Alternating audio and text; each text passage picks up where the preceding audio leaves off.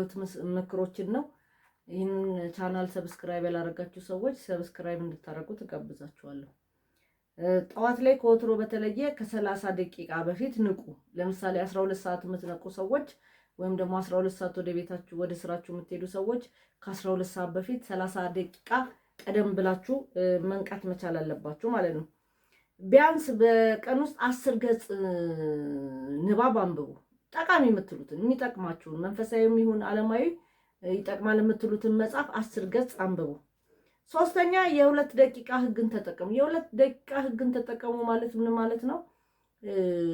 በቃ የምንሰራው እያንዳንዱ ስራ በሰዓት የተገደበ ነው ብለን እንድናስብ ያደርጋል ማለት። ይሄ ያው ስራን እንዳናሳድር ዛሬን ስራ ነገ እንሰራዋለን ብለን እንዳናስብ ያደርጋል ማለት ነው። በጣም ትልቁ ደግሞ አይሆንም ማለት ልመዱ። ብዙ ጊዜ አይሆንም ማለት እንደ መሸነፍ እንቆጥረዋለን። አይሆንም ማለት ሰውን እንደ ማስቀየም እንቆጥረዋለን ማለት ነው። እሱ ግን ልክ አይደል። በቃ የማይሆን ነገር ከሆነ አይሆንም። ልናረግላቸው የማንችለው ነገር ልናረጋቸው የማይገባ ነገሮች ከሆነ ደግሞ እንደዚሁ ማድረግ መቻል የለብንም ማለት ነው። የገንዘብ መውጫ መከታተልና መመዝገብ። ይሄ ምን ማለት ነው? ለምሳሌ በቀን ውስጥ የምናወጣቸው ገንዘቦች ዝም ብለን ነው የምናወጣው። ያየነውን ላይ እናወጣለን፣ የምንፈልገው ላይ እናወጣለን። እሱን ደግሞ መመዝገብ ማለት ነው።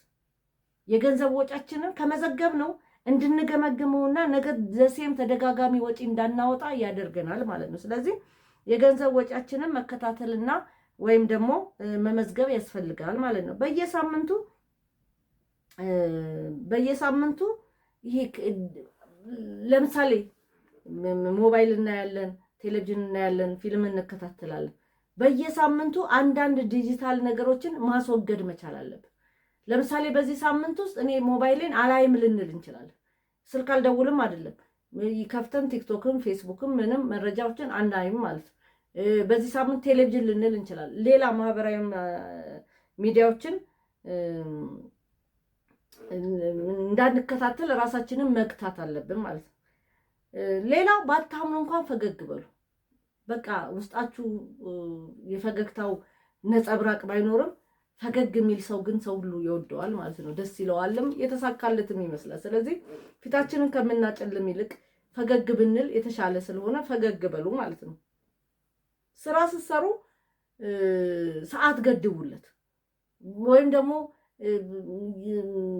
የሰዓት መቁጠሪያ ተጠቀሙ። ለምሳሌ 2 ሰዓት ነው፣ አሁን 2 ሰዓት ነው፣ ስለዚህ 4 ሰዓት ድረስ እሰራለሁ ብላችሁ እና ጨርሳለሁ ብላችሁ እንትን በሉ ማለት ነው። በየቀኑ አንድ የምስጋና አረፍተ ነገር ተናገሩ። እግዚአብሔርን አመሰግናለሁ፣ ወንድሜን አመሰግናለሁ፣ እህቴን አመሰግናለሁ፣ ጓደኛዬን አመሰግናለሁ፣ መስሪያ ቤቴን አመሰግናለሁ፣ መውጣት መግባቴን አመሰግናለሁ፣ በመኖሬ አመሰግናለሁ ልንል ይገባል ማለት ነው። ሌላው በቀን ለአንድ ሰው አድናቆታችሁን ስጡ። ዛሬ ጓደኛችሁ ቆንጆ ለብሶ ከሆነ ዛሬ በጣም ጥሩ ለብሰሃል፣ ዛሬ በጣም ጥሩ ተናግረሃል፣ ዛሬ በጣም ደስተኛ ሆናል።